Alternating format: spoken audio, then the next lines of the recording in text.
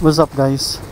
Meron tayong nakitang lalaki, siguro na siraan siguro to. Nilampasan ko, babalikan ko. Tatanungin natin kung anong problema ng motor niya.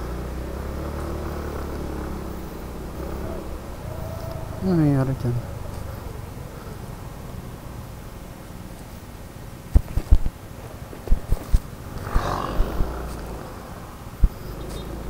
Ano nangyari dyan? Ano nangyari? Ha? Wala ka ng gas? Nalaglag kasing gas ko. Saan ka pa umuwi? Saan? Quarry. Tara, itulak kita. Gusto mo? Oo. Nalaglag kasi yung gas ko. Nalaglag ka kaning kagabi. Nagdadala kasi ako ng gas lagi. Yung nalaglag.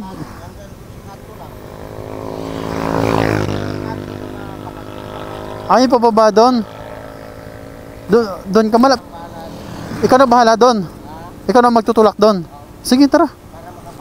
Oo.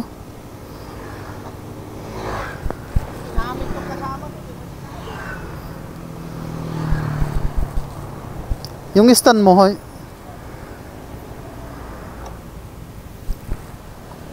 Wait lang, boss, wait lang. Tara. Sige. Dahan-dahan lang tayo. Sige, tulak ko lang. May dala kasi lagi ko ng gas. Kaso nga lang kagabi, di ko napansin. Nalaglag pala. Pati yung hook kasama. Ang bihira. Kasi lagi kasi ako nagdadala ng gas. Kasi nga, siyempre yung mga yung mga nakikita ko na wala ng gas, ayan, na binibigyan ko. Eh kagabi kasi nalaglag. Di ko alam kung saan nalaglag banda.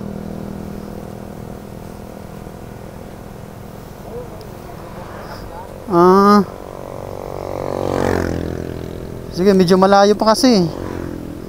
Tabi lang tayo. Medyo ano lang kasi. Ano tayo, delikado.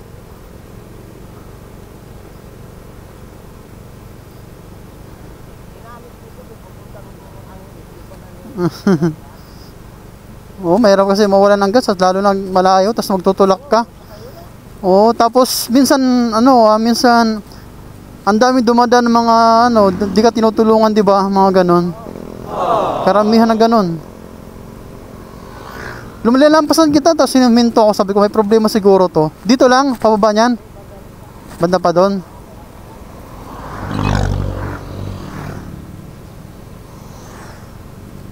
Nilampasan na kita kanina. Sabi ko, may problema siguro si tatang, sabi ko.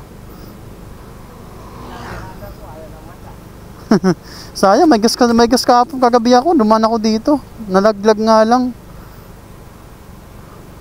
Pati yung hook, nadali, kasama. Yung sabitan. Po.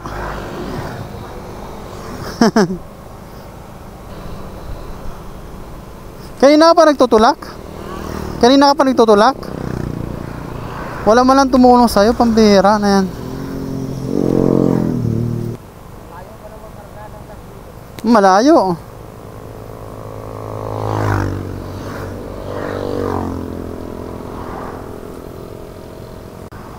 At least makakauwi ka. At least makakauwi ka.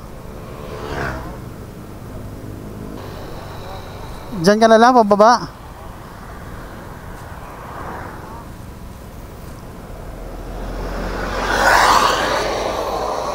Okay ka na dyan? Oh, sige. Sige, ingat ka. Sige po. Yan guys, kung hindi ako nakakita sa kanya, ang layo hindi tutulak niya guys. Buti na lang tayo nakakita kay tatang. Nawalan daw siya ng gas. Yun lang may offer ko na tulong sa kanya. Kasi nga nawalan tayo ng gas eh. Nalaglag din yung gas ko eh. Pero okay na rin kasi malapit na rin yung uwian niya. Pababa na lang daw siya eh. Sa may quarry. Nagka-quarry daw siya eh. Ayan, panibagong Good Samaritan na nagawa natin guys. Ayan, sa mga nakakapanood na aking mga vlogs, ayan, please subscribe and tsaka pa-share na lang guys. Malaking tulong sa akin yung mga ganong bagay. Thank you guys.